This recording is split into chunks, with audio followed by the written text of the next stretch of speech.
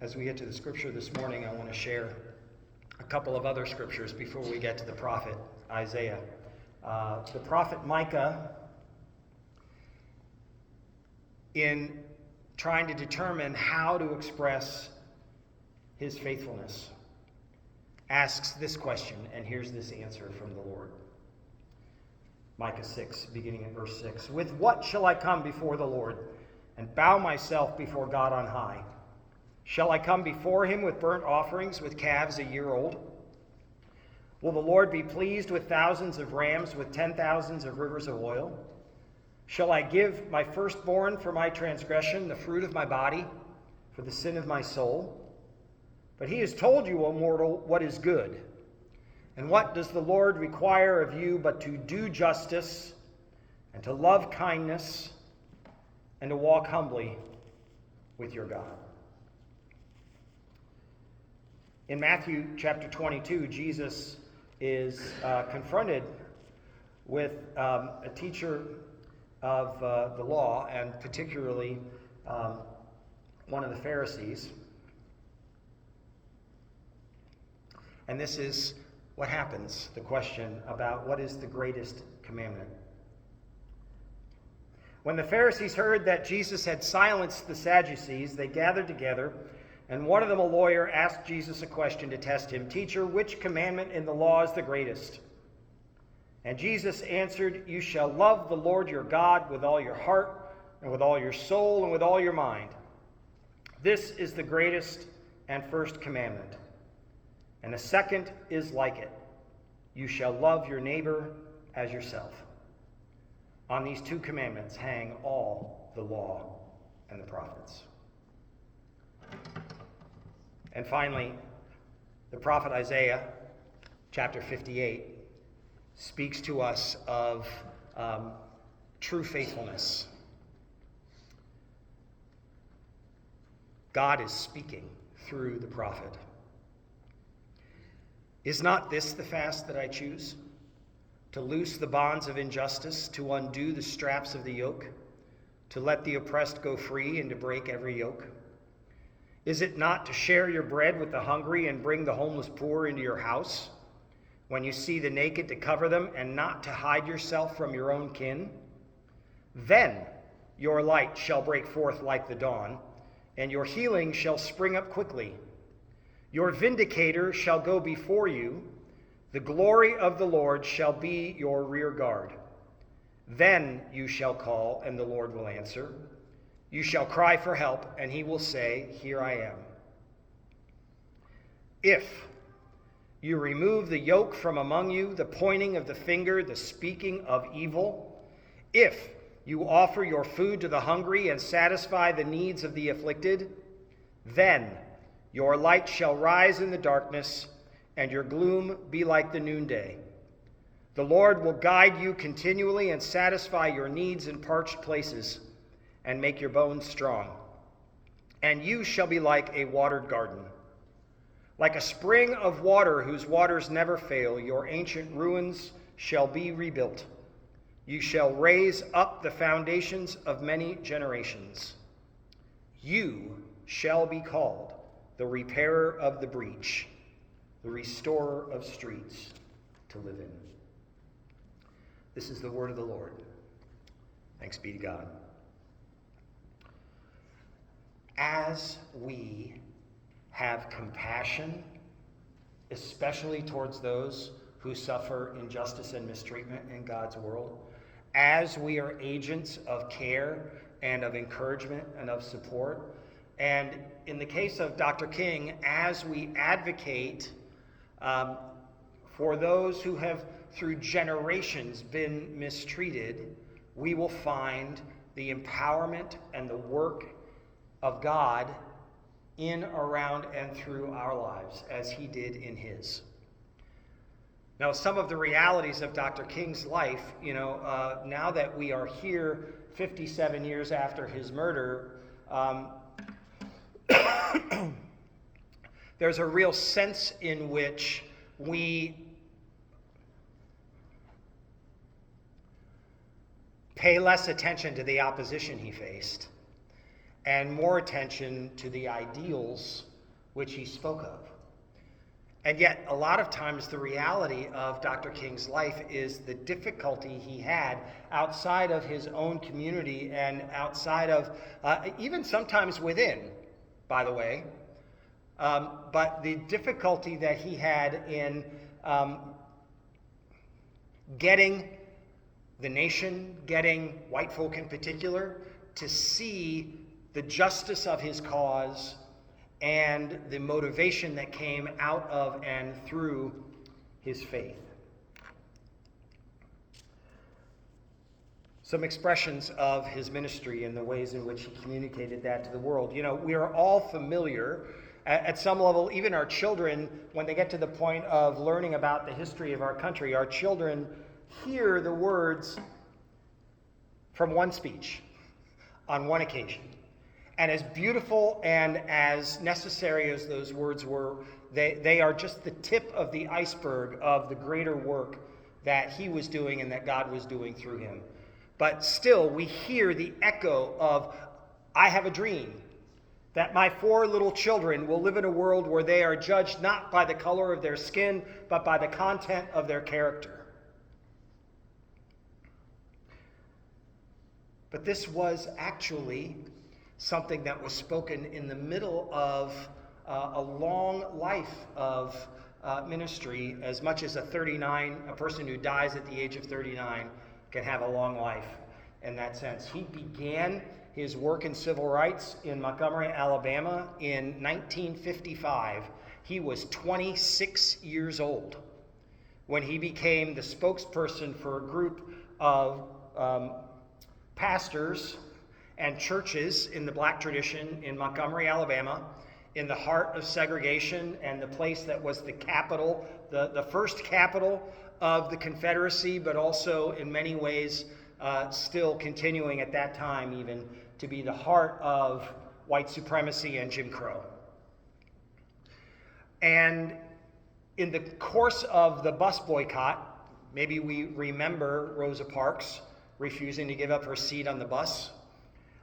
In the midst of the bus boycott, some of the determination of Dr. King began to show itself, and he had this experience that he writes about later on. He says, "One night toward the end of January, I settled into bed late after a strenuous day. My wife had already fallen asleep, and just as I was about to doze off, the telephone rang, and an angry voice said,"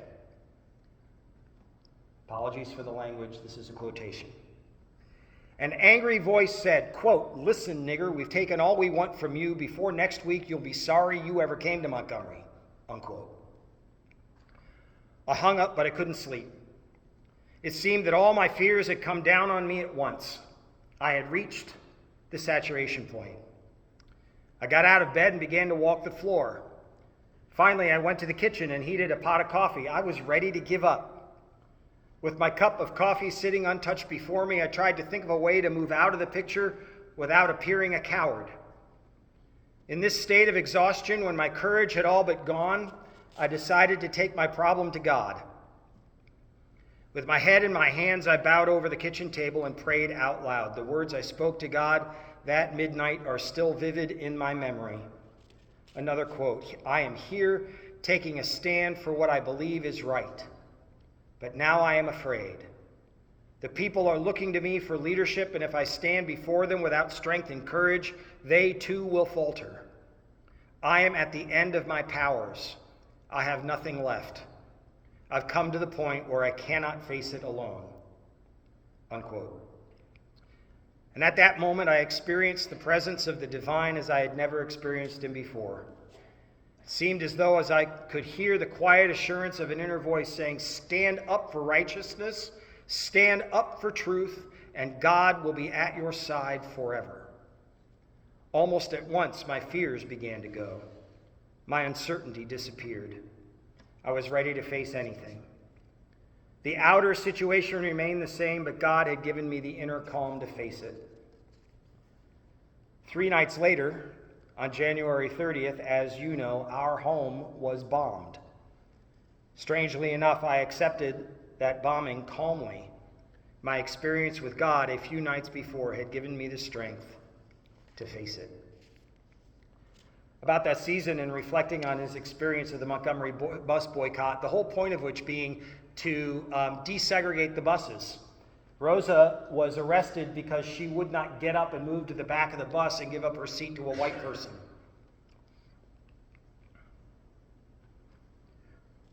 But in reflecting on his work and what they were facing, and sometimes the temptation to bitterness, Dr. King is famous for this too. He writes, "Darkness cannot drive out darkness. Only light can do that. Hate cannot drive out hate. Only love can do that." And in that spirit, years later even, he is able to stand before that crowd on the National Mall, most of them gathered around the reflecting pool there. If you've ever been to Washington, D.C. and stood on the steps of the Lincoln Memorial, you even have a more powerful sense of the atmosphere of the place. And he is able, in the middle of a conversation around jobs and segregation and voting rights, to talk about his dream that all people would be able to live together in brotherhood. There's another talk, and we'll hear it from his own lips in just a little while. If you remember, in March of 1965, an event called Bloody Sunday, a group of folks that were marching and working for voting rights for black folk in Alabama, but all over, were crossing the Edmund Pettus Bridge and were attacked by Alabama State Police. After which they held a voting rights march. The one that was interrupted and attacked, and then there was a second one where the marchers stopped on the bridge and returned back into the town of Selma. Finally, a third time, they went on this march and they walked days worth of walking from Selma to Montgomery, and a rally was held on the steps of the State House in Montgomery, the seat of white supremacy and segregation in that time, but also the place where 104 years before that, in 1861, was the beginnings of the Confederacy and Civil War that was fought in the South for the cause of slavery. And Dr. King, very famously, in that talk at the conclusion of that march, addressing how long it will take until justice comes and the people will have their full life and freedom in America. And Dr. King says these words, "I know you are asking today, how long will it take? Somebody's asking, how long will prejudice blind the visions of men, darken their understanding, and drive bright-eyed wisdom from her sacred throne? Somebody's asking, when will wounded justice lying prostrate on the streets of Selma and Birmingham and communities all over the South be lifted from this dust of shame to reign supreme among the children of men? Somebody's asking, when will the radiant star of hope be plunged against the nocturnal bosom of this lonely night, plucked from weary souls with chains of fear and the manacles of death? How long will justice be crucified and truth bear it? I come to say to you this afternoon, however difficult the moment, however frustrating the hour, it will not be long, because truth crushed to earth will rise again. How long? Not long, because no lie can live forever. How long? Not long, because you shall reap what you sow. How long? Not long. And a poem. Truth forever on the scaffold, wrong forever on the throne, yet that scaffold sways the future, and behind the dim unknown standeth God within the shadow, keeping watch above his own. How long? Not long, because the arc of the moral universe is long, but it bends toward justice. Just that week, President Johnson made a speech to Congress, asking Congress to pass what would become the Voting Rights Act of 1965. And quite famously, perhaps, the President of the United States identified himself with the civil rights protesters and the movement, saying this in his calling on Congress to pass the Voting Rights Act. He says, "What happened in Selma is part of a far larger movement which reaches into every section and state of America." Again, quotations. "It is the effort of American Negroes to secure for themselves the full blessings of American life. Their cause must be our cause too. Because it is not just Negroes, but really it is all of us who must overcome the crippling legacy of bigotry and injustice. And we shall overcome." Even in just watching the video, just that Texas drawl hits and comes even as he says those words, "and we shall overcome." Dr. King is reported to have had tears streaming down his face in his office at Southern Christian Leadership Conference in Atlanta, watching the president give that speech to Congress, and he was present at the signing of the bill into law after it was passed by the Congress.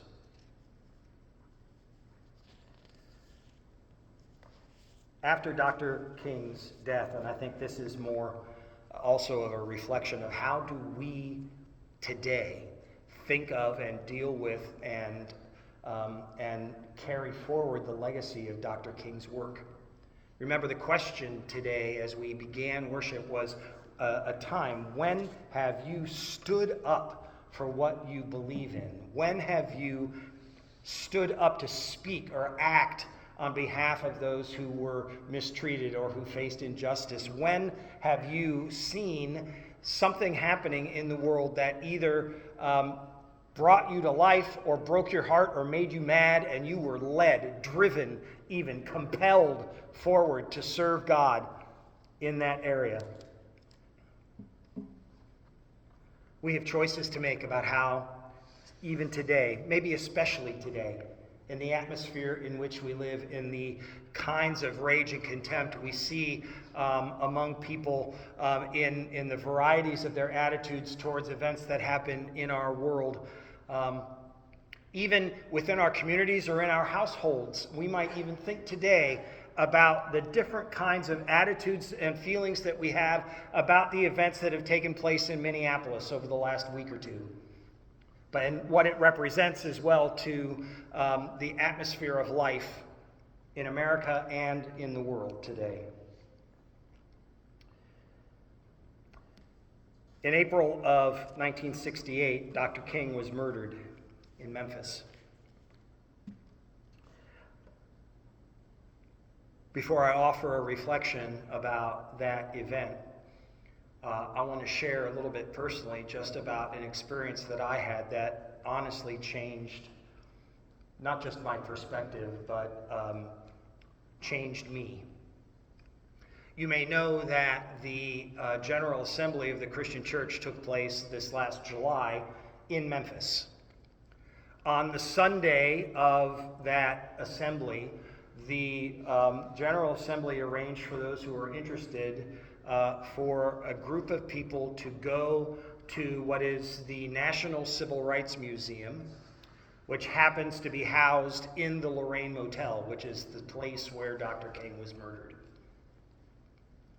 And as you tour that building, they have added on to the back of what was the motel. And yes, you do have an entire history of the civil rights movement that Dr. King led, including physical artifacts of various experiences.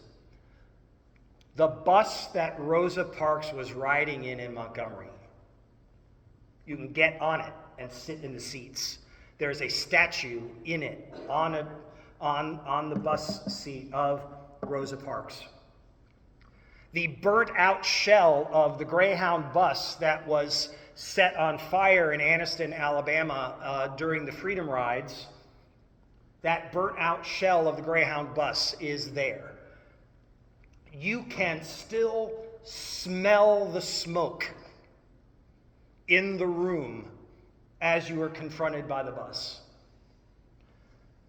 A garbage truck from the period of the sanitation strike in Memphis, that Dr. King had gone to Memphis to support the striking sanitation workers, is present there. And the climax of the entire experience is from the back, from the inside of the building. You enter a space between the two rooms where Dr. King and his friends were staying on that trip to Memphis and on the night in which he was assassinated. And you come out and you can see the rooms that have been restored to their condition and their appearance on that night. Glasses where the glasses were, the bedspreads, the covers, the telephones, everything is stuck in April 4, 1968. And you look out on the balcony, and right at the spot where Dr. King was shot and killed on the railing is a reef, but you can see from the inside. And all of that experience and the reflection of the dangers that those who worked for civil rights were facing, and the violence that confronted them, and even the fact that Dr. King paid with his life for his work.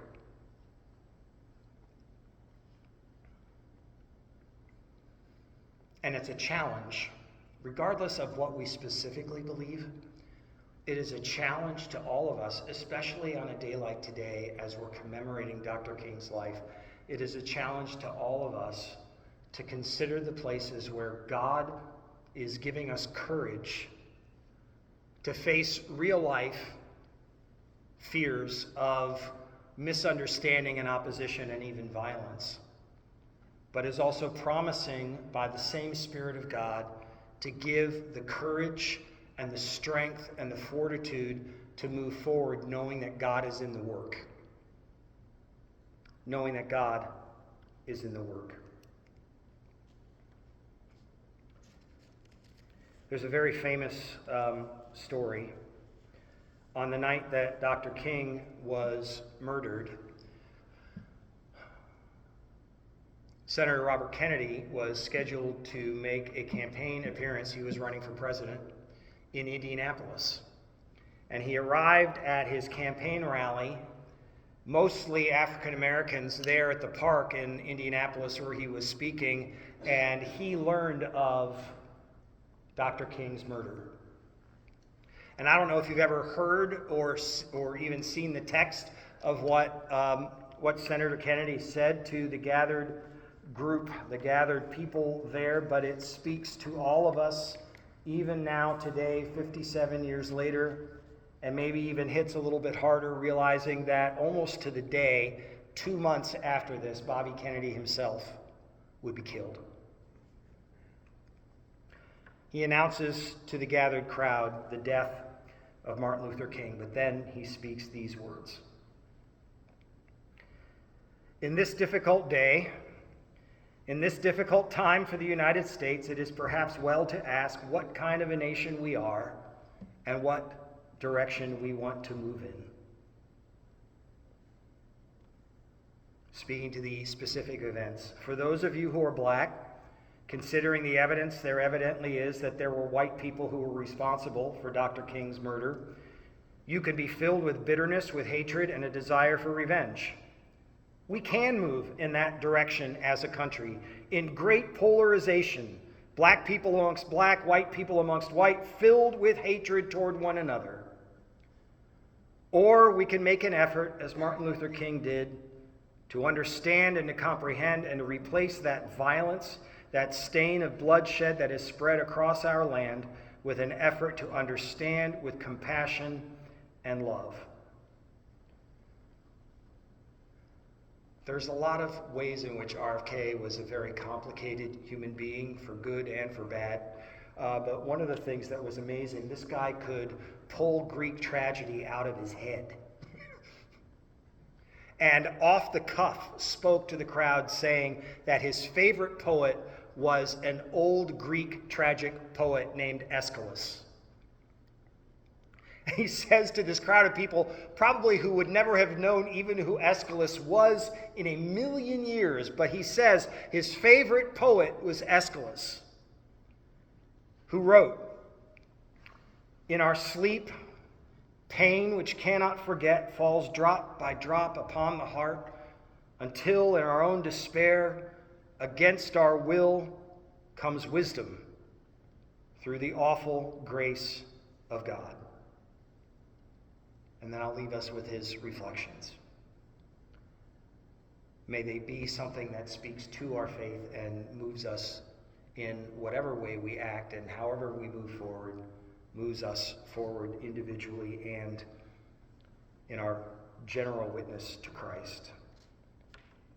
Senator Kennedy says, what we need in the United States is not division.